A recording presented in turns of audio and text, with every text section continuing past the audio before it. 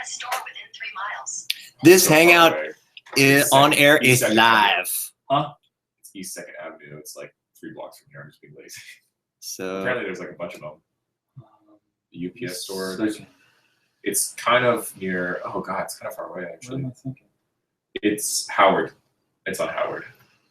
Yeah, it's right next to the martial arts studio. The gold medal place. Okay. Cool. I'll go drop that off. Across from H20 or Oyster Boy. Can I buy a forever stamp off of you? Yeah. It's gonna cost a lot. It's at least $1 now. it's gonna cost forever. You don't fucking like it. Oh. Just why don't you pick some up while you're there? Actually, Okay, I'll get both, yeah. We're getting low. Which is strange because all we do is really mail I know. taxes. Yeah. Although you can do that online now. Can you buy stamps at UPS? I'm sure you can. They've got to have some sense. So drop UPS, second, buy gold medal. Sitting on a corner. Is there one near downtown San Mateo? Because it'd be easier for me to go the other way. Howard's quick. There's one on 2nd Avenue. You'll probably be able to park easier. There's one on San Mateo Drive right next to the post office, apparently. UPS store, the back little Mongolian hot pot. I'll just go there then because then I can go to get the keys made in downtown San Mateo.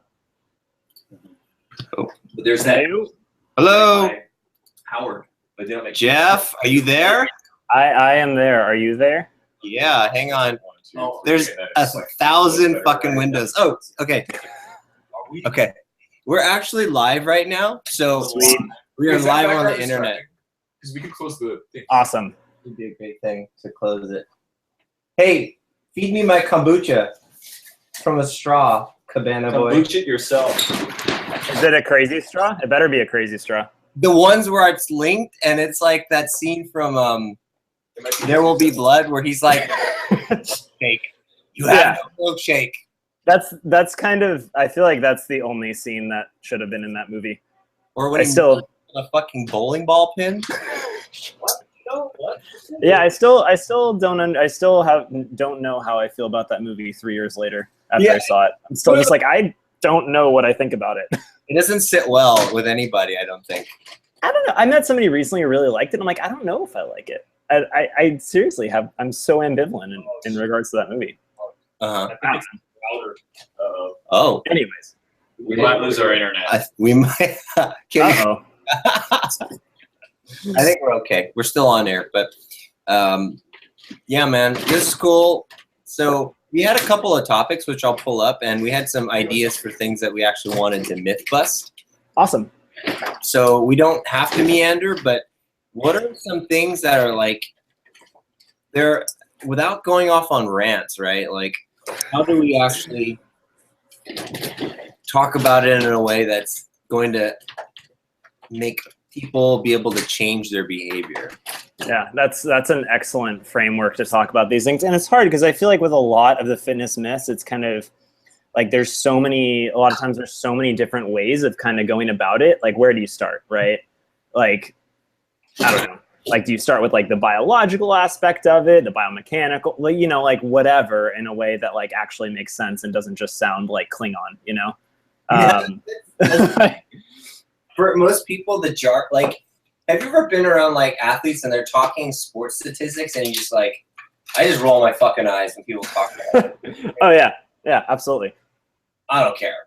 So it's without using jargon, right? Neutral language, like using imagery. I think metaphors really helps people. I love me some metaphors. Like talking about fascial lines, right? People are like, oh my God. Nobody gives a fuck about fascial lines. Fuck, right? Guitar strings in the body, right? Some are wound up a little more tightly than others, and some are not. Oh, that's a good analogy. I like that. The vibration, right? And the vibration causes movement. So I've had to find ways to like really change the languaging without diluting the effect of what we're talking about. Absolutely. So pull up the document because you remember Jean from the Motivate Summit? Yeah, of course. So we came up with like a 5-series podcast where we were just going to myth bust, and we didn't actually record it because scheduling, right? But we made an entire document to. The fuck? I can still log into my Brandon Chien. Anyway, sorry, I'm like trying to figure out how to access that. So, T-Man, start saying stuff. Yeah, you're looking pretty pensive over there. What are you plotting? I'm waiting for direction. We don't even know really what we're about to do. I'm kind of letting Brandon run the show here, so I'm just Okay. ready and able. Do you want me to get my notes from the stuff that we went over? Or are you pulling that up? I'm trying to. What did we call it? Fitness myth busting. Because is that where we kind of want to discuss today? That is the general theme is like fitness myths we want to bust. Yeah, but we had that actual like document that we Yeah. made, so I can't see if you could find that. I have the paper copies. Oh, that's even better. But yeah, it seems like so. A lot of people have been like, for instance, my friend Justin. He's been really liking your posts and your information. Yeah. I think it's really because there is not. I found the root source of a lot of people's anxiety, and it's Sigmund Freud's nephew, Bernard something, and he invented manipulation marketing. He basically said that society was dumb and they're herd animals and they need to be coaxed subconsciously into action. So that's basically where most of our business in the free capital world comes from, is manipulation marketing. And that's, fitness is it's no stranger to being touched by manipulation marketing. And we're step away from that model where we kind of put it into an empowerment model where it's like, information we have used and collected with our experience. Yeah. Here it is for you in a cool way. Like your Dune series, that's cool because it's going to attract a certain audience who is going to identify with sci-fi language. I haven't seen your Dune series. Oh, you're fucking up. I'm just fucking with you. I'm just kidding. Yeah, I just. Tell us about the Dune article, like the learning through literary series. Oh, awesome! Yeah, so I mean, I could probably Dune's an amazing one, just one of those books that I could probably find like a bajillion different things to talk about. I don't know how I came up with the idea to just start like pulling from books. I mean, I obviously like reading stuff, but I think that there's so many like lessons from all these classic books that were made to read in high school that we all kind of like know and we've all heard of, but we haven't actually really like digested them and put them into a format that we can actually use them for. I think Dune was just especially easy. And in the article, I talk about it as one of my dad's favorite books, and like I wrote the post on Father's Day. So there's also like this kind of emotional attachment to me for that book. So I felt like it was a really good way to start off that series, as well as like the theme that I'm talking about there, which is namely like fear. I think that talking about fear is a really good backdrop for anything you're going to do outside of that. Like so much of what we do is kind of under this umbrella of fear or not having fear or whatever. So I feel like that would be a good starting point. And then also like I linked in the article, but the Fitcast episode about fear was like really huge and kind of me like putting those ideas out there and kind of helped me kind of figure out how I felt about it and what I wanted to put out there. But I'm glad you liked it. Really glad, and got a really positive response that I'm stoked on. And I think that when it's safe to say when like people respond, they respond, right? It's like they'll like it and they'll say something immediately in the comment section, and being able to always yank out what people are kind of attracted to without asking them directly, like, what are you attracted to? Yeah. Tricky business, right? It's trying to figure out, and fear, right? We were just having this discussion yesterday because these two guys, are you familiar with Z-Health? With who? Z-Health? I feel like I've heard of it. I might have seen an article here or there, but yeah, I'm not super familiar, no. Well, they're talk about the Z-Health and the fear and like the fight or flight response and the bucket analogy you guys went. You're good with that bucket analogy. Okay, sure. So the basic premise of Z-Health is the brain's one sole purpose is to keep you alive, so for survival. And so it can only take so much stimulus in from its receptors. So the one we use a lot is like, so we have proprioceptive from our joints coming into our brain to tell us where we are in space. We have vestibular, our relationship to gravity, and visual, what we're seeing as far as threats goes. And the nervous system can only handle so much stimulus as far as stress goes, whether it's environmental, music, loud music, noises, children screaming. Then you have like work stress, relationship stress, and the stress builds up, and the body has one response, right? Fight or flight to any particular thing. So at some point, it kind of builds up. So all that fear and anxiety just builds, and then there's like a tap on it at some point where it's like, enough, run away.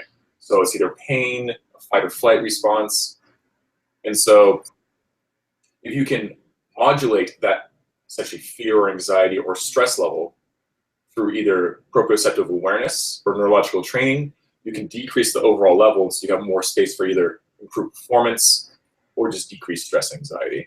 Or decreased sensation of pain. Yeah, I mean, anything, normalize. any way that your body is expressing the response to a stress level over your threshold, whatever that is. I mean, some people have a low stress threshold. Some people have a very high. If they're always kind of revving in the red, their threshold is a little higher.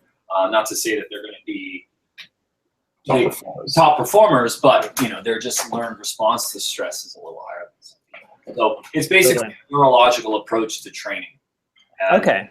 kind of like the missing link that I feel like I've had in my training or have not had in my training for those clients that have kind of the lingering pain that we just can't seem to get past, or some sort of a range of motion block that no matter how much soft tissue work or stress that we do, we just can't get past that. So it's kind of like this, or at least it was like that missing puzzle piece to start to help those clients that have what they said fallen through the cracks. They've got personal trainers, physical therapists, MDs, surgeons, acupuncturists, chiros, and they're just not getting that help they need. So it's this neurological idea, or looking at fitness and movement and life through this kind of neurological lens, which makes a ton of sense.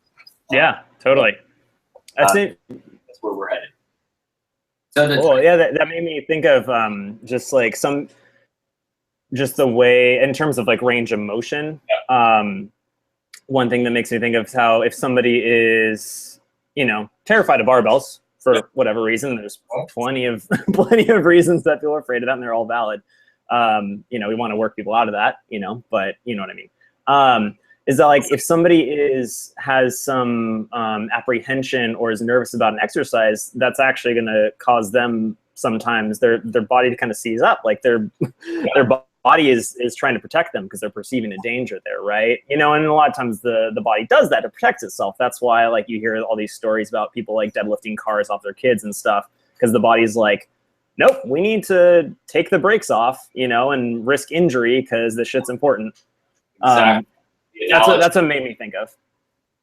Yep, and it's same idea, and we've seen kind of instant results, but the idea is just to create that neurological mapping to just chronically decrease that stress. Inputs through the body so that there's a higher capacity to do a barbell movement, or they don't see the visual of the barbell and immediately get triggered by all of their fear. Their fear that they've been living with. So to kind of let go of that. Yeah, it's slightly tangential, even something basic as put a funny or happy image in your mind and then go lift the weight. Like just think of whatever makes you like happy. You're just like, oh, positive imagery, or like a strong image, and you're like, oh, yeah, that wasn't as scary as I thought it was going to be. That makes sense. And we know that visualization works, right? Like that's just like a thing, like that's just like, I feel like that's pretty widely accepted now that like, if you visualize something before your lift, or if you visualize the lift well, the lift's going to go better, right? And to tie this back to like, okay, so this is in the gym, but what people don't realize is that the whole entire outside world is designed to push people into a fight or flight state so they make improper decisions. Right? They don't go through a chain of events where they make a logical decision. So buckets are everywhere in the world. Is like they're based in manipulation marketing tactics. So it's all poking people to like pay attention. They just are overstimulated. So it's not a gym environment. So we were talking about like yesterday, Conrad and I, Tony was, he was out of the conversation, but it really had to do with like, creating a really zen environment, like candles, lavender, bubble bath, kind of like calm you down and like giving someone like a decompression Exactly. into a landing strip, right? Because instead of the gym environment being boosh, boosh, boosh, it's like Yeah. fucking freaked out and they don't actually do anything. They just, all right, I'm done. I'm out. It's like, that's what we're against. Like, that's the idea that people think they have to jump into the fucking deep end with their fear, right? Well, we've made a lot of headway. I mean, I think in terms of just how people view the gym per se, it used to be just kind of the bodybuilding world. At least people understand there are different modes of training now. But we haven't gone deeper into like, what about the gym environment in general? Yeah. And like, how are people being affected simply by the room that we're putting them in? I mean, and how is that affecting their training too? Yeah, absolutely. You were going to say something. Yeah, no, and I don't want to move on to another topic, but something I think is related to this whole myth busting is that, that fitness will make you skinny, or like just working out will make you skinny. I have to work off those calories. Yeah, exercise will make you skinny. Lose weight. Did you see that? Yeah. You saw that, right? Okay. Yeah. And Yeah, the so, article you posted. yeah, and the relationship does, we know it doesn't, right? But we're the top 1%. So people see us exercising. They're like, oh, you exercise. And so it's this weird correlation or relationship. So I need to exercise like you, even though you're the 1%, when really I get all the health benefits at like, 30 minutes a day of moderate exercise. We know this. Yeah, just gobble, squat, and swing and breathe, deep breathe. And that's actually all you really need at this point. Yeah. Yeah. Yeah, exactly. You don't need that much. Like understanding that just a little bit to get you started could go so much further than trying to go ham your first week at the gym. And then that's going to just reinforce all those fears and those insecurities that you've had in the gym anyway. Yeah. And that the myth is you need to do like hardcore P90X 30-minute workout every day to get to your fitness level up. Like, just go for a walk.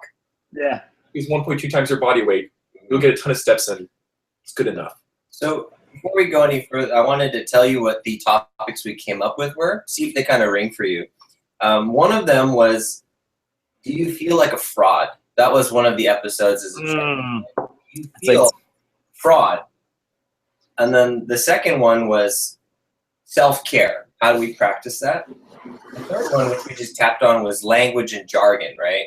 Of exercise as well. Also, falling under that, exercise is punishment, or eating is punishment, and yeah, just things like that. Those are the topics that we have more here. We do. Okay.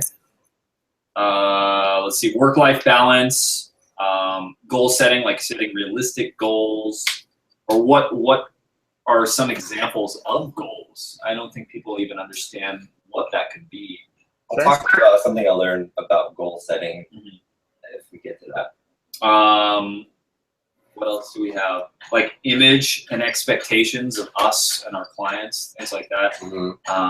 Exercise technology and how that's kind of, we're being bombarded by different technologies to try to push people to exercise, but in a way it almost like limits them into a box. Like, I gotta get my steps. And it's like, well, why don't you just like move in a way that you enjoy moving rather than like trying to accumulate this like relatively arbitrary step goal.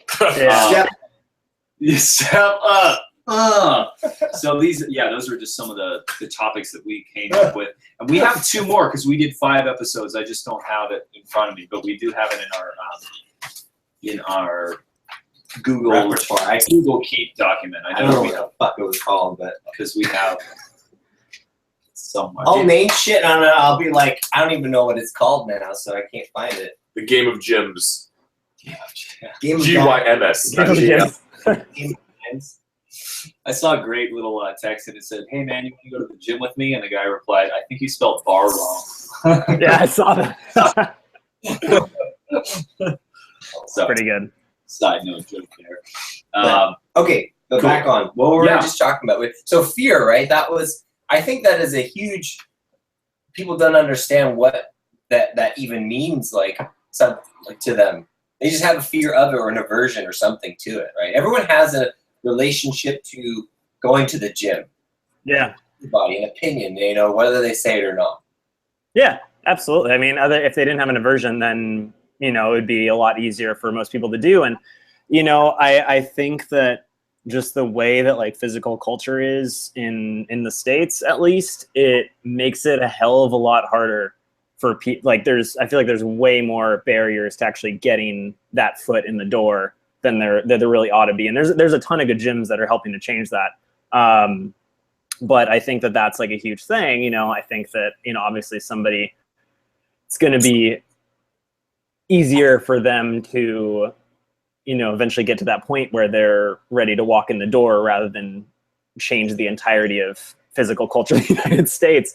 But I think that fear is just a lot of our fears we don't even really realize we have.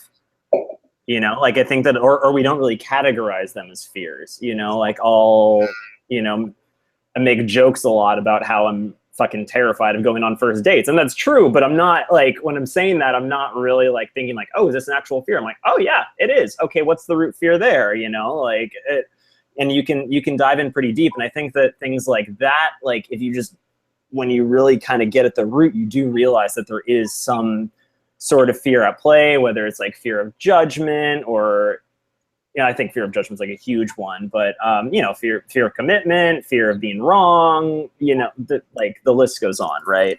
Mm-hmm. But I think that a lot of really subtle things, because we've learned to associate fear with like what you feel when you're watching like a scary movie, or you run into a mountain lion in the wild or something like that, or you almost get hit by a car or shit like that, like that we kind of forget that this is a mechanism that runs a lot of things. And I mean, truth be told, now that I remember that a big reason why I wanted to post that is just because of, and I don't want to go down this road discussion because this is just a whole nother can of worms, but just thinking about where politics are right now.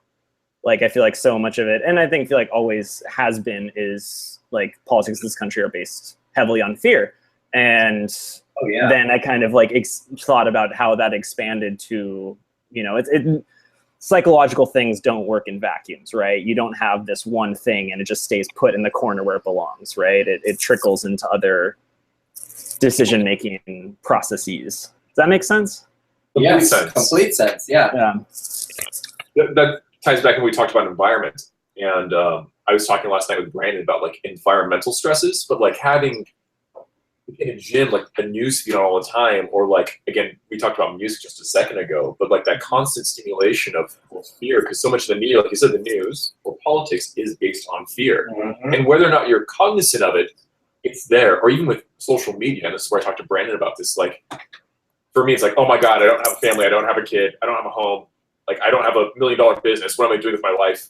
And it may not be a conscious thought, but it is back of my mind, you know, if I'm exposed to it all the time, or even with like 9gag, right? I'm very community kind of based on like social isolation, persistent negativity, champion, right? Yeah. That's true. Yeah, that's cool. So, you know, like, okay, so the three things we're talking about in motivate: autonomy, mastery, community, right? Those are the three things that fearmongers get at, is people's ability to not do things for themselves. You can't do this without this. Yeah. Do it alone until you're perfect and then show up to the community. Like, I got to get in shape before I go see a trainer. Absolutely. Inclusivity, that it feels like they have this collected knowledge that I'm not privy to, and I have to prove myself. Yeah. That's where the community aspect is fear-mongered. When people, you know, it's like you see fucking ads with shiny arms and cut off shirts, and I'm like, get the fuck out of here, exercise professional. Yeah. They're kneeling on one knee, touching some really hot girl. And I'm like, that's what people think they need to look like at the fucking gym to be included. Yeah. Yeah. Fucking pissed. That shit fucking derails me, right? Oh, yeah. You know, and I'm not going to rant too much about that, but sure. No, it's okay. I agree with you. Because it's just painting a picture of people, what people, they either feel they need to be that to go in, or they need to get to that result to have succeeded in the gym. Yeah. Which is, and the other thing is, tying it back into goals is, and I mean, the way I kind of go about it is that, like, it's totally okay for people's goals to change as they go along, because you know, knowing what you want is pretty hard to do, right? Like it's not like, you know, someone's like, what do you want out of life? Oh, fuck. You know, I'd have to think about it long and hard by myself, locked in my fortress of solitude for like a few hours before I came up with a cohesive, articulate answer, right? So like, it's not an easy thing. So, you know, I totally, like, you see all those things and it's easy to kind of get your own goals kind of twisted, right? So like, I think that the real question is like how, you know, what is somebody who sees all those things, you know, and does kind of recognize that, you know, they are a little intimidated to go to the gym because they don't look like that person, right? Like what are some things that you guys think would be helpful for that person to remember or to keep in mind, or just questions to ask themselves that would help them kind of surmount that barrier? Because it's a big fucking barrier. It's not easy. And the thing I always say is that, like, ask anybody, any like fit person, like if they remember their first day in the gym, and they're going to say yes. And they're, you know, they're like, yeah, no, I basically pissed myself. Yeah. You know, like About goal setting, I've changed my view to call it scheduled intentions, because it fucking sickens me. Like, what's your goal? What's your 5-year plan? Somebody in the fucking foot. I'm like, I don't even know what the fuck is happening today. How about I just intend, and I'm going to schedule this time where I intend to do something. And if I do, great. If I don't, because it's like people just get so fixated, and I even find myself falling into that trap. And I think that's tapping into people's, it's trying to not make them masters, because real masters accept the process. They don't accept the outcomes. Yeah. Real master knows, like, I don't know. We'll see what happens. Yeah. Everyone's like, I'm going to make this happen. It's like, does that really happen? I've never seen anyone just nail something the way they want it. Like, even like Olympic level athletes, Olympic weightlifting, you go to the Olympics, it's your day, you've been preparing for it, they bomb the fuck out. Yeah. That's just what happens. Mm-hmm. It just happens like that, but they intend a day to practice. To go back to your question, what you could tell someone, even something in basic question is, what's your goal for today? So we went to Fitness Evolve, the Z Health conference, and we saw a really great poster. Shout out to them. It was just like, come in, if you're a client, ask yourself, what's your goal for today?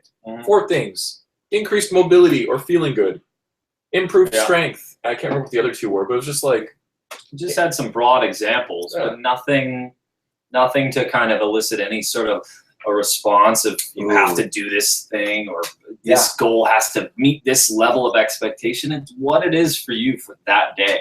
Yeah. It could be maybe through the hour because you didn't sleep that well. That's a pretty good goal for the day, right? It could be anything. And to bring it back to the novice, it'd be like, just show up and walk on the treadmill for 20 minutes. If that's what it needs you to do, like start habituating to the environment and kind of learn your way around. Maybe introduce yourself to someone. Yeah. And get to know, why is that not a admirable goal? Yeah. And for us, we can be more like a concierge, right? Like, I think if we're really friendly and we act like a tour guide, right? It's a strange land that people don't know. And a lot of times I hear people like, oh, I just want someone to show me around the gym without selling me something. Yeah. Like, okay, you're just asking for like a buddy to like bring them around. Like a senior in high school brings a freshman around, right? And it's like, hey, let me show you the ropes a little bit. That's how they really see it, is in this juvenile way, right? That's really what's going on psychologically. Yeah, no, it feels like you're at a party where you don't know everyone and everybody's staring at you. Like, it's kind of like that like nightmare scenario where like you're in your underpants, you know, and like I hear it, like I get it, like I still get that when I go to a new gym. One thing that I've said too is like, just because like these are complex behaviors, right? Like, and the thing that I think I've heard Sivo say on numerous occasions is like, nobody like packs their gym bag, drives to the gym, goes to the gym, works out for an hour, and then like blinks and wakes up and is wondering why they're sweaty. You know, like there's a million different things that are going into these behaviors. So like what I've told like friends who are just like, yeah, like I'm trying to work out, and I've actually like witnessed them kind of have the like internal dialogue where they decide whether they go or not. I'll just be like, hey, drive to the gym. You don't even have to fucking go in. If you just drive to the gym, that's one step there. And, you know, if you do that and you're feeling up to it, go like walk on the treadmill for 5 minutes, like whatever. Like you're still moving forward, even though, you know, driving to the gym isn't exercise, you're not lifting. It still is a necessary habit to building those behaviors. But you know how when we regress exercises, what if we actually need to regress it so much that even exercise isn't even a thing? It's just the intention to step out of your door with your and that's like, you know, like someone who just broke their ankle cannot they can't do a squat. That's like for us squatting 500 pounds. That's just their capacity. And understanding capacity now. I that you just said that and it clicked in my mind. It's like it's maybe even just picking up the phone and calling someone fitness related to them is the biggest PR for today. Yeah, I don't see anything wrong. I don't like if somebody like, you know, if this friend of mine that I'm referencing like drove to the gym, like sat in their car, like Facebook for 5 minutes and drove back, like I don't consider that like a failure by any stretch of the imagination. That is success. That person made an effort to do something different towards working towards their goal. You know, they took that step. They took the plunge. It might not seem like a plunge, but it totally is. And I think that it's super, super important for people to realize that like every single thing that surrounds the habit of working out or eating better, it all has equal clout. You know, you'll have those aha moments, maybe those things that seem to like tip the needle a little more, but it's really just like, you know, have you guys read The Compound Effect? I just listened to it on Audible. It's basically like exponential growth. That's basically what it's saying, is that like, you know, you keep chipping away at things and then they eventually snowball. And it's not like, the other analogy I've heard for this is that like there's some, like it's like a Japanese tree or something, and you water it every day for like 7 years and it doesn't sprout. And then after it sprouts, it grows like 5 feet in like a month or something insane like that. It's like, well, how long did the tree take to grow 5 feet? A month or 7 years, you know? And it's like, that's basically what it is that like you're building all these behaviors, and even the ones that don't actually seem like they're the working out part, they're not the actual act of like getting stronger and building muscle or whatever somebody wants to do in the gym. They're just as valid and just as important in instilling these habits into building a healthy lifestyle where somebody's actually going to keep doing these things in the long term, so that they don't, you know, put all this hard work into achieving something and then, you know, because they haven't ingrained the habits, going back to where they were before physique wise. Yeah, and that's, if I may, bring it back to kind of a meta thing, right, to the fear, which is kind of the same side of that coin, is guilt. And that people are taught to feel guilty, or at least in our society, right? If you aren't fit and look great or look a particular way, you should feel guilty. If you don't put your hour in a day, you should feel guilty. You're starting up, you should put an hour in. Like, why an hour? And then what the fuck's an hour? Yeah, and like, why? Like, just go, like you said, and changing people's minds and getting them to perceive that any behaviors are building up, like you just said, any habits are building up, so it can snowball. That was a beautiful analogy you said, right? Of the Japanese tree is just all working towards that final goal of just health. So. Why do you think that threshold is so high for like the checkbox for exercise? Like, why? Oh, it's the time is money model. What? Yeah, I guess so. It's gotta be. But it's so like, if we didn't go to the gym and work out for 2 hours, we can't check that box of whether or not we made a step towards our fitness or health goals. Yeah. Why? Where did it become so high? What, the hour mark? Is that what you're talking about, Tony? No, not even the hour mark. I'm just saying in terms of like why, like psychologically, why we have to do so much, even for ourselves to convince ourselves to say, check that box, we made a positive step towards our health today. Because I think it's a moving target. What's that?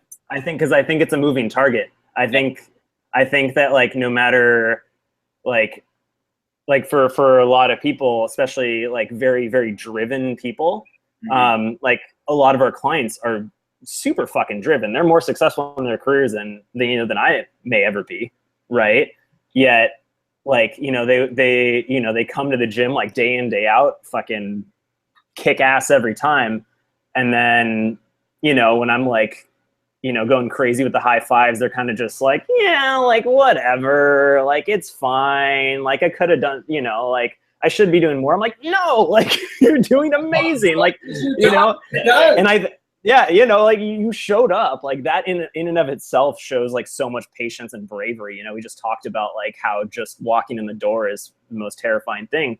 But I think it's especially for people who are, very driven and ambitious in their fitness goals or in somewhere in life. And, I think that's a lot of people. I think that it's easy to just move that checkbox because, like once you kind of build up that work capacity a little bit, like I'm going to try not to get too like nerdy on squats, but like as you get better at squats, right? Like your work capacity goes up. As you get stronger, you can squat more weight, like you might like 100 pounds, like a few months, like, a year ago might have seen like you might have felt like Atlas, like with the world on your shoulders. And then a year later, 100 pounds is like your warm up, like your ability to achieve things expands, you kind of make more space to make more improvements. So I think that as people progress and they kind of sense that like, that potential essentially, it makes them think like, oh, I should be doing more. It's like, well, you does that make sense? Yeah. What you said was really spot on. It's a moving target. And if we're in manipulation marketing and we create a moving target that everyone always has to try to, like, for instance, the CrossFit Games, they don't tell them what the workout is till the day of. Yeah. It's just this moving target and it just freaks everyone out. And that's what the marketing world does. They create like, oh, this thing, the newest thing. And it's this and it preys upon people's basic need to fit into the tribe. Right? Everyone gets kicked out of the tribe because that means you're not going to live. You have to fit in. That's just how we're wired, right? But if you prey upon people's insecurity about that, like, oh, you didn't do your hours, sorry, like excuses are for the weak. I'm like, I fucking hate it. I'm like, fuck you. You didn't walk at one time. Your mom had to help you. So fuck up, okay? Beast mode crawl. You know what I'm saying? Like, oh, I walk before I crawl. It's like, shut the fuck up. There's so many people who are guilt trippers, shame mongers, like, yeah. And that's what you're like, 2 minutes. That's okay. You call it. It's yours. Own those 2 minutes. Yeah. Own those 2 hours, right? I don't Yeah. know. Whatever. How do you guys think that? So we've talked about the importance of community, right? Like finding the right community is a magical thing, right? Finding a group of people that all have the same goal, that are working towards the same thing, that can, boost each other up, right? Like they kind of, trying to think of like this imagery. I'm thinking of some like board game or something. Not quite like Jenga, because Jenga eventually falls over, but not quite like that. But like everybody, it's more like putting 2 mirrors back and forth, right? If you get the right group of people together, they just kind of bounce ideas off each other, and it's a wonderful thing. So if somebody like is looking, what's some advice? What are some tools that you think you could give anybody listening to this who wants to find some accountability buddies or groups of people to kind of go on this journey with to help them through it? What are some tips that people could implement, like right now, right? In order to help find those people that want to go down that road with them. I would go straight to that. The New York Times, I think the title of their blog that I subscribe to, not the blog, but their thing is like family, move, eat well. And like the tenets of happiness. You just go straight to your family. Like if you have children, your wife, your significant other, your husband, your partner, whatever it may be, just like, hey, after dinner, let's go for a walk. Accountability buddy built in. If you're far away from them, there's got to be people in your neighborhood or your workplace. Meetup.com. How about you do a phone call where you guys are both walking on the phone call? Phone walking date. That's that's great. Because then you get to talk with them and you walk, right? Yeah. That's fucking brilliant. Something really there about that. In fact, Walking, for sure. Yeah, walking. And the great thinkers have done a lot of walking. I think walking might even be, I obviously like lifting heavy things and helping my clients lift heavy things, but like walking is just like one of those things, like it's quite literally what we're evolved to do. you know? And so it's like, if you have the capability of doing it, you know, like it's something that, you know, we should do a lot, you know? So I think that going back to kind of the manageable barriers, you know, if somebody like doesn't have enough money for a gym membership, or they don't, or there aren't any like gyms like close by, and like, you know, we were talking about the driving barriers and all that stuff, go for a fucking walk, you know? Like that's like the most accessible. That's even more accessible than jogging. Because I don't know about you, but jogging fucking hurts my knees. So yeah. Also, I hate it. Run from a bear. You don't just jog from a bear. Yeah. I mean, you don't do anything from a bear because you're fucked either way. But you're into a bear, you're just dead. They're better than anything a human can do, other than short of operating tools. If bears could work tools, humans would be extinct. We'd be screwed. If bears could create apps, we'd be fucked. Apps for honey. Exactly. There would be bee slavery. Bee collecting. BestHybridPots.com. Bestcaves.com. Cave trees that are good for scraping your claws. Oh man. Slight digression, but I just think it's funny / sad at the same time. But Pizzly bears. Do you guys know about Pizzly bears? No. Pizzly bears are happening because polar bears and grizzly bears are having to intermate because of dwindling populations, because of global warming. So now you have a hybrid of the two, and naturally, when you combine a polar bear and a grizzly bear, it's called a Pizzly bear. Which is the only funny thing about it is the name, because I'm sure in real life. I wouldn't want those. Yeah. Warming. You know, that's not a thing. It's not even real. Oh yeah. Global warming is a choice. Tell that to the Pizzly bears. It's like interracial porn in the South. Like, that's basically, it's just like, that's a no. But You almost made me just spit out coffee all on my computer. as I mentioned, the South.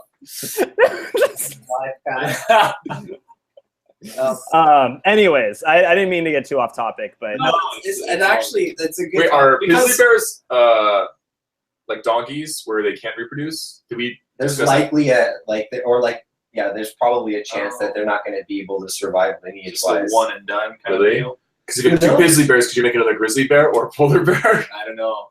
I think Yeah. they're barely gonna make it. That's unbearable. That'd be unbearable. Ah, damn it! I got it. Okay. I got it. A little late to the game. I gotta reel in. Okay. Yeah. So, going back to what you were saying too, I also would caution people about what I call change back culture. Although family and friends seem like sometimes they would be a good choice, not everyone's family is supportive. No. My Yeah. family was not supportive at all. No. Neither were my friends, because the change back culture is just like we're used to living and doing these certain things. Yeah. Change back. We don't want you to change. And they'll say, yeah, boo, do that thing. But a real person would be like, hey, how did your thing go at the gym? How was your trainer? How was your walk? A lot of people are silent, and they're like, well, why would you do that? Explain to me why you do that. Why? You're like, well, I don't know, and I'm so new to this process. I'm fragile. I can't fucking explain it. Yeah. Leave. That's Yeah. Or the new true. person that I'm working with. Yeah, and it's you inadvertently trigger their insecurities about not going to the gym or working towards their health goal. I shouldn't say go to the gym, because it's just movement. Just move wherever. Move or health behavior. Health right? behavior. yeah, being more health conscious. Yeah. And then you run into that change back scenario where, of course, you're trying to make a positive change. It's triggering them, and they're not maybe ready to change yet, or they don't want to at all. They're going to be resistant to your goals. So I mean, there is that aspect of it. Not always the case. Not always the case. I don't want to scare people and think. Yeah, I mean, it's interesting though too, because like that change back culture, it's coming from your friends and people or family and people you care about accepting you as you are, which is a beautiful thing. And I think that it's just really hard for like people don't really know how to deal with it, and maybe that is kind of like at some level triggering them being like, well, shit, maybe I should work out. It's like when you go out with a bunch of friends drinking and you're not drinking and everybody's trying to get you to, everybody's trying to buy beers for you. You know what I mean? That's you. You're the one not drinking, you're the one to buy beers for everyone. Oh, that's buying beers. Yeah. It's interesting that bring up the pushback, but on the other hand too, like we learn through overcoming our fear and our stresses. Like there is stress, there is good stress. Like okay, you want life to be like a cakewalk all the time? You have to get out of that bar and lift a heavy thing sometime. Prove people wrong. Go counterculture. Like sometimes you're gonna have to say no to the friends that aren't helping you for a while and do your thing. And like you can't be like, oh, demure all the time. You're gonna have to overcome and really try and work towards that fear. Like my friend's daughter is 4 years old and she's helping her like learn how to swim. They got like a private coach because she's terrified of the water. But even at 4 years old, her mom's telling her like, you know what, it's okay to be afraid, but if you go out there and do your best, that's what's the most important thing. And like she's getting a lot of positive feedback, but she's overcoming these fears. And that the things you overcome are the things you remember and drive you forward to be better, not like I stayed mundane all the time because I didn't want to be stressed. That's true. Yeah. Back on my life and was proud to be a basic bitch. Said nobody ever. Yeah.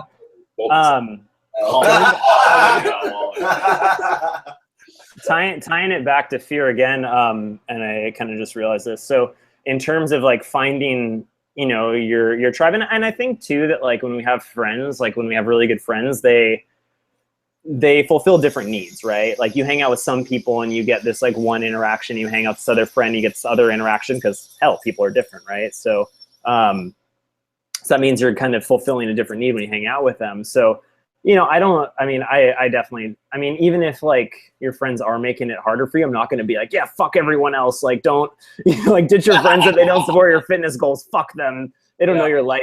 But like, I do think it is important to kind of maybe acknowledge like, okay, like this, this group of friends does make my goals a little harder. And, they're just doing it because they do care about me. Right. But like, and they like me. But as far as like, I don't know if this is something that other people experience, but if I'm trying, like fear of asking for help, right? Which could just be called pride, right? But I think that as far as finding that group of people, those people that are going to help you and help be supportive and help keep you accountable and all this good stuff that comes from community, I think that even doing that, like that requires conquering the fear. That's a barrier, even if somebody who you think would be really good, like, I have to work myself up to asking people for help. Like I have to kind of like self-talk me into doing it, like I don't know if you guys, I grew up skateboarding, right? So I grew up jumping off stuff and doing stupid shit. And like, if I was afraid of jumping off something, I'd kind of have to like sit, turn around and like get in my head. And I would like just turn around super quick and just go for it. Cause if I had too much time to think about it, I would back out. So like, I think that depending on who you are, like that actually might be conquering the fear. And if you are hesitant to asking for help and asking for support, I think that a good question to ask yourself would be, okay, well, why am I so resistant to this? What is actually going on?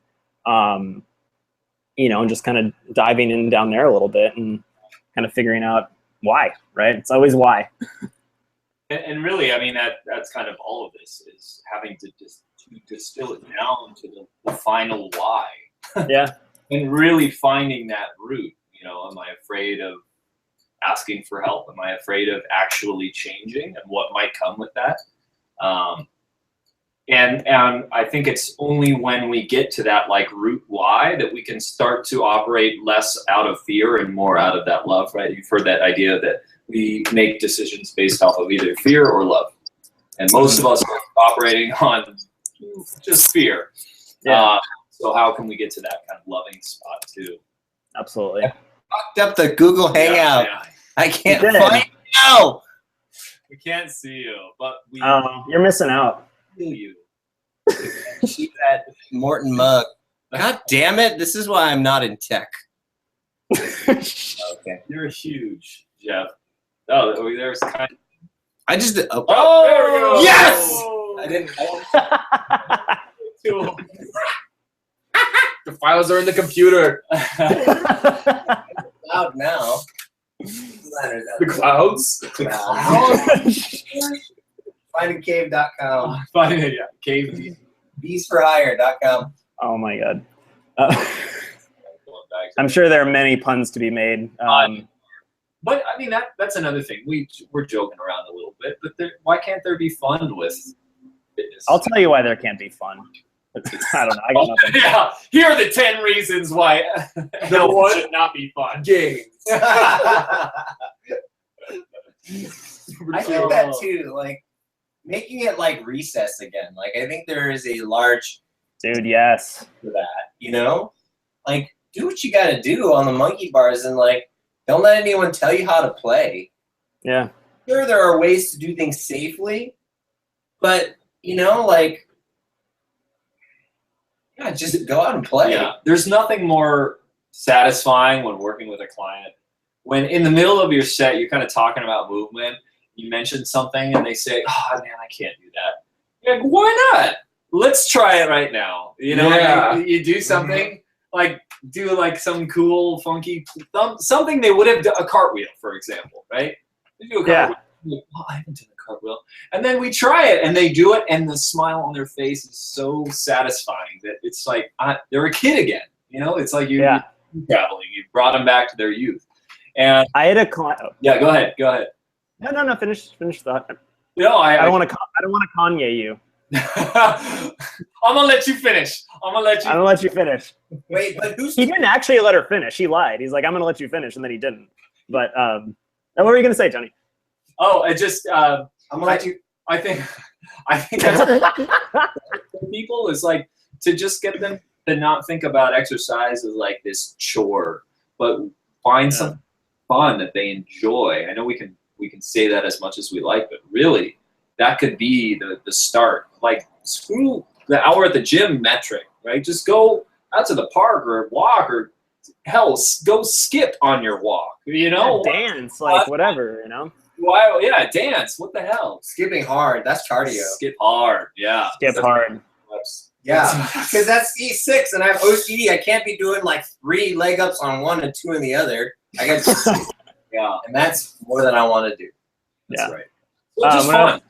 Bringing it back to being fun and playing and bringing back that youthful spirit. Absolutely. Well, because it's like this. One of the other myths that was on the list was like punishment, right? Like exercise and like food is punishment. It comes down to that. So it's like, oh, like I have to exercise because I like ate poorly on the weekend or whatever. There's like this moral attachment to it, which I think is just like going back to the guilt thing. It's this whole like Puritan bullshit that's like been ingrained in our culture since the fucking Revolutionary War or whatever. But what I was gonna say, going back to the cartwheel thing, is I had a client who was always just like, I'll never do pull-ups. And then he does fucking 2 of them on his first time. He didn't do his first pull-up. He did his first 2 pull-ups. And I'm just like, you know, jumping in the air, clicking my heels. And he just like gets down. And I'm like, dude, that was amazing. He's just like, oh, I'll never do pull-ups. I'm like, you just did them. Like, what are you doing? Yeah, they're like saying the not truth, and you're like, but it just fucking happened. You just did it. No, I can do that now. Yeah. Like this is so funny. Needless to say, he definitely did more pull-ups. But anyways, that's what the cartwheel thing reminded me of. I thought it was a funny story. That's great. I always say, I get that a lot. Oh, I can't do that. I'm like, well, not with that attitude. Come on. That's the first step is just flip that to like, well, why don't I just try it? You know, Yeah. What's the harm in trying it? I mean, you could rip your bicep tendon and your arms. I guess Maybe I shouldn't have gone down that road, but just try it. I mean, Okay. come on. As a kid, you weren't really that afraid. So I want to talk a little bit about coaching versus unnecessary information vomit. Yeah, totally. Weightlifting nationals, which is not a place for you to coach, right? You just let your kids come in, you give them some support, let them do their thing. I had coaches giving like, okay, you needed to have your elbows up and your head in the right place and your feet were back and you weren't on your heels. Did you get that? Okay, good. Go. And the kids are like,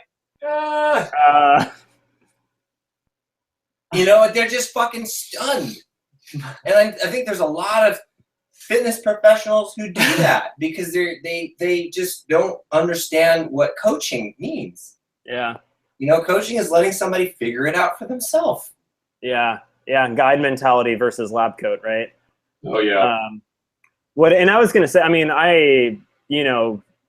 oodles more about Olympic lifting than I do, but I would assume that if somebody's competing, just like with anything, like you don't really have time to think at that point. It's all like, you're focused and you're just doing the damn thing, like if somebody's doing a max effort deadlift, they're probably not thinking like, all right, like take a slack out of the bar, oranges in my armpits, make orange, like they're not like going through this like million steps thing. It's just like, just go out there and pick the damn thing up. So, that's a different thing, but yeah, I mean, and I think sometimes too, is that like, because things are so complicated, it can be really easy to kind of like, I like to overthink things, like obviously like a deadlift is more complicated. Well, a deadlift is just picking something up off the ground, right? And you can do it in a way that is going to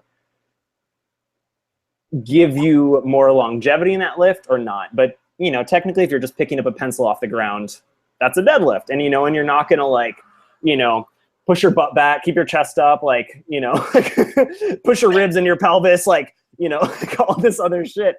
But I think like if somebody is like self-coaching and is just trying to figure these things out on themselves and is proactive in, looking up information on the internet, it's very important for them to kind of just take like one thing at a time, like get some information, try it out. Like, you're not gonna, just like if you're studying any topic, if you're studying biology or something, you're not gonna like freaking learn all the parts of the cell in 1 week, right? It's probably gonna take a little longer unless you got a photographic memory, but I don't know if that analogy makes sense, but Yeah, it does. Yeah. Respect the process and one step at a time. yeah. Yeah. But yeah, what were we talking about before that? So you were saying you went to nationals. You want to talk about coaching more. The three things I think it was John Berardi wrote about this in an article for Precision Nutrition. He talked about a coach has been through the process, and him or herself can explain the process to a novice in non-jargon terms, and also understands the scientific reasoning or process to talk to other professionals. Yeah. I think a lot of people involved in fitness have only one or two of those three. Yeah. They don't have all three. And then they'll label themselves a coach, right? So I don't say I'm a nutrition coach because I haven't gone through an extreme nutrition process. Mm-hmm. I have principles. I have two of the three, but I don't say I'm a nutrition coach. I say I'm a coach because I've been through all three. Mm-hmm. I'm a raw beginner. But so then that kind of set the frame for me. I was like, oh, well, how do you mentor somebody? You give them what they're missing. Right? You make them aware of that process in the coaching process that they're not getting. Does that make sense? Yeah, I think so. So you can explain to beginner, and you can talk to experts, but also you build the process experientially. Oh, so gotcha. Yeah. That most people that I've encountered are looking for to meet those criteria, but they don't know how to verbalize that. Yeah. Absolutely. So that's all I had to say on that. That's all I had to say about that. Slight diversion. I don't know how much longer you guys want to go for. Probably like one or two more minutes. I think that's okay. Yeah. I feel like the threshold just hit. So yeah, that's a lot of. Yeah. Like in general, I mean, we're moving people, and I know this is like a trial run, but like 45 minutes is a lot for people to watch. Okay, let's call it. Jeff, what do you think? Yeah, I think so. One more thing, and I'm gonna have to find the article, but going back to like, family and friends and stuff who are unsupportive, like in your goals and are actually making things harder, like Precision Nutrition has been fucking killing it with pieces about handling that situation. So I'm gonna have to sift through and find the articles that I'm thinking of. So anybody who's seeing this and like wants to know more about that, I'll hand over the mic to people who know how to talk about that a lot better, and I'll link it in the in the show notes or whatever. That's awesome. That's a great place to close. It's like something usable, right? Like how do you scanning your own personal and familiar environment? Yeah. Like you even know what your environment is like currently. Is it like when Neo sees like the wasteland of like the real world when Morpheus is teaching him? Yeah. Like I think that's what people they don't necessarily they're not going to discover that, but you know, they're going to see something different than what they've seen for a while. Yeah, you know, and it's like you don't realize which way the current's going until you're in a different river, right? Like Yeah. that goes for all of us. You know, nobody is exempt from that. Like your environment's always kind of like nudging you all these different ways. Like that's that's habit formation, triggers, right? Grizzly bears don't have to do that though. Grizzly bears can do whatever the fuck they want. Goddamn Pizzly Bears. Now I just want Twizzlers. Wait, can we end on a bodybuilding pose? Strike your best bodybuilding pose. It's like a team high five. Okay. Like, right hard. I'm trying to flex my spinal erector. See, Is that Floor is Give it so in my back. engaged right Yeah. now. you guys are rad. All right. Thanks, But Jeff. anyways, this has been a lot of fun. This was Yeah, a lot of that was fun. We'll good. keep you in the loop about how this goes because this was just our first test run. So Yeah. yeah, man. Thanks for playing Yeah, and enjoy your Loving weekend. your videos, man. I want to see more of your handstands. I've been off social media for a bit, but I honestly haven't been practicing that much. Are we off air? we're on the air. Yeah. Thanks, Obama. Anyways, we can talk about handstands Yeah. later. But yeah, I'm trying to get more videos up. That's a new medium. So yeah, working on it. Cool, man. Awesome, Looking man. forward to it. Well, we'll be in touch, dude. Thanks a lot for your time. Yeah, absolutely. You guys as well. I definitely love to do this again. So Cool. all right, guys. Okay. Good luck. Talk to you soon, Have a man. good one, Jeff. Okay. Bye. Bye.